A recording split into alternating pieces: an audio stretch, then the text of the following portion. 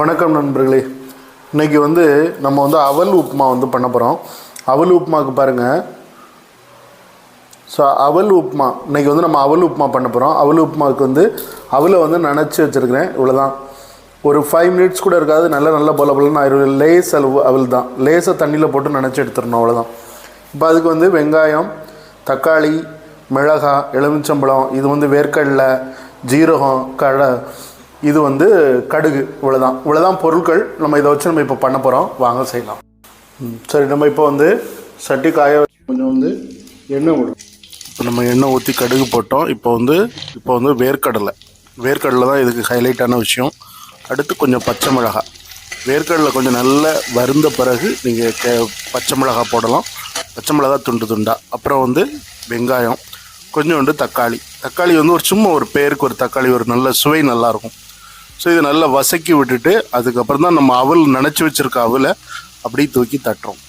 அவல் நல்ல சாஃப்டாக இருக்கும். ஒரு 5 to 10 மினிட்ஸ் விட்டாலே போதும். நல்லா நினச்சிட்டு இப்படி விட்டிங்கனாலே அந்த அவல் சாஃப்டாயிரும். இப்போ அதுக்கு தேவையான மஞ்சள் பொடி ரொம்ப முக்கியம். அப்போ தான் அது ஒரு கலருக்கு கொடுக்கும். நல்லாயிருக்கும், சூப்பராக இருக்கும்.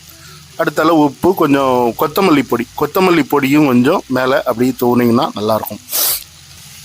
நம்ம லாஸ்ட்டில் எலுமிச்சம்பழம் தூவி நம்ம முடிச்சிட போகிறோம். வேறு எதுவுமே இதுக்கு கிடையாது. கொஞ்சம் கொத்தமல்லி மட்டும் போட போகிறோம்.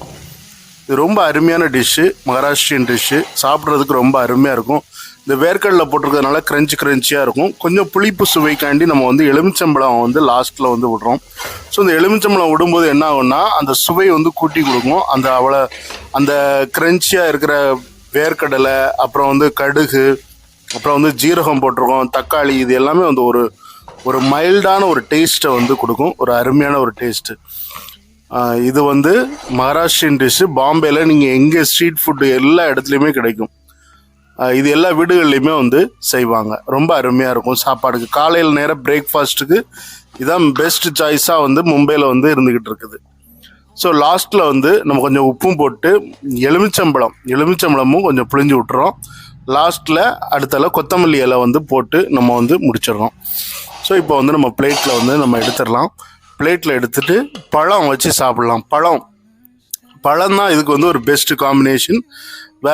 பழமும் இப்போ நிறைய பேர் மிக்சர் கூட இது மேலே தூவி வச்சு சாப்பிடுவாங்க. அதுவும் ரொம்ப நல்லாயிருக்கும். மிக்சர், பழம், இந்த ரெண்டும் எனக்கு ரொம்ப பிடிக்கும். ஒரு சில பேர் தயிர் கூட வச்சு சாப்பிடுவாங்க. தயிரும் ரொம்ப டேஸ்ட்டாக இருக்கும். அதுவும் கூட வச்சு சாப்பிட்லாம். ஸோ இதில் 3 விதமாக நம்ம சாப்பிட்லாம். தயிர், பழம், மிக்சரு, இந்த மாதிரி வச்சு எப்படி வேணாலும் சாப்பிட்லாம். அவங்க பிடிச்சது, மனசுக்கு பிடிச்சபடி. ஓகே, வீடியோ பிடிச்சிருந்தா லைக் பண்ணுங்கள், ஷேர்